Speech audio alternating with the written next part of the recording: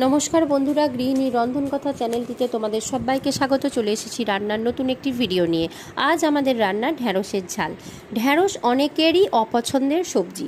সত্যি বলতে বেশিরভাগ ক্ষেত্রেই ঢ্যাঁড়স সঠিক পদ্ধতিতে রান্না করা হয় না, সেই কারণে ঢ্যাঁড়স খেতেও ভালো লাগে না। কিভাবে রান্না করলে এই সাধারণ ঢ্যাঁড়সই হয়ে উঠবে অসাধারণ সুস্বাদু, সেই ভিডিওটি আমি এখন তোমাদের সাথে শেয়ার করে নেব। প্রথমেই নিয়ে নিয়েছি ঢ্যাঁড়স, দুটি পেঁয়াজ আর একটি টমেটো।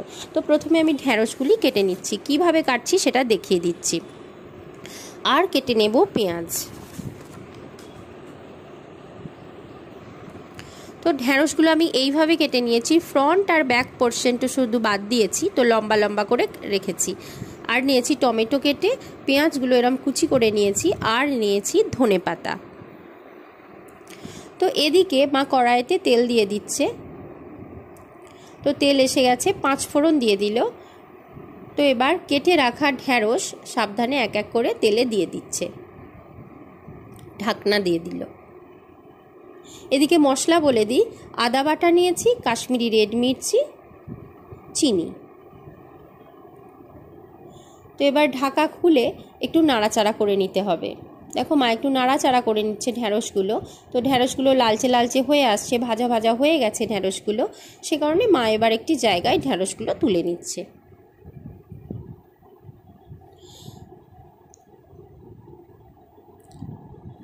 তো এবার ওই তেলেই দিয়ে দিচ্ছে পেঁয়াজ। পেঁয়াজগুলো এবার নাড়াচাড়া করে নিতে হবে। নাড়াচাড়া করতে করতে পেঁয়াজগুলো ভাজা ভাজা হয়ে গেলে দেখো পেঁয়াজ ওই তেলেই দিয়ে দিচ্ছে টমেটো, ওতেই দিয়ে দিল টমেটো কুচি, আদা বাটা, আর কি দিচ্ছে দেখো কাশ্মীরি রেড মির্চি,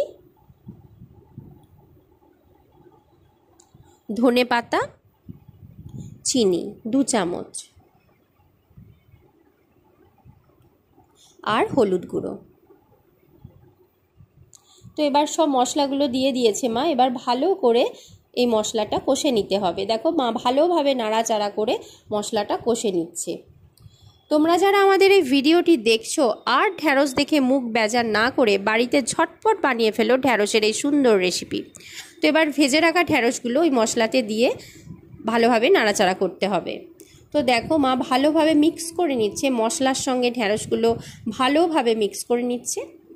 তো এবার দিয়ে দিচ্ছে 1 মগ মতো জল। মগের সাইজটা আমি দেখিয়ে দিলাম, জলটা পরিমাণ মতো।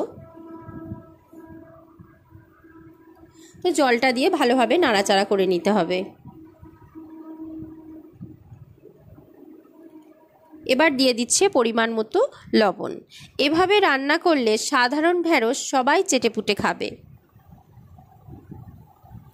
ভালো লাগলে অবশ্যই বাড়িতে রেসিপিটি একবার ট্রাই করে দেখো। তো এবার ফুটছে, তো কিছুক্ষণ এটা একটু চাপা দেওয়া থাকবে। এবার চাপা খোলার পর দেখো ঢাকনা খুলে কি দেখো জলটা টেনে গেছে। তো ঢ্যাঁড়সের ঝাল প্রায় রেডি হয়ে গেছে। তো মা ভালোভাবে একটু নাড়াচাড়া করে নিচ্ছে। তো এর ওপরে দিয়ে দিচ্ছে শাহি গরম মশলা। আবারও একবার নাড়াচাড়া করে নিচ্ছে, মশলাটা মিক্স করে নিচ্ছে। ব্যাস রেডি, একটি পাত্রে তুলে নিচ্ছে। রান্নাটি যদি ভালো লেগে থাকে চ্যানেলটি সাবস্ক্রাইব করো, লাইক কমেন্ট করো।